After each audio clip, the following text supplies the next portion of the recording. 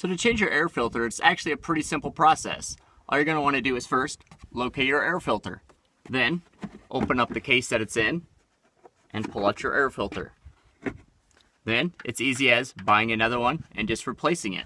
Just taking it, putting it back in the box. Just make sure you put it in the right way with the airflow flowing up through it, and then put the top back on.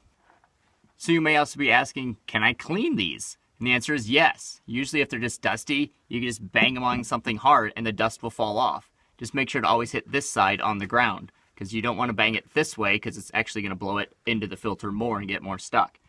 Also, if you have an air compressor, that actually works really well. You just take it and always make sure to blow through this way, never this way, because again, that's going to keep it lodged in there even farther.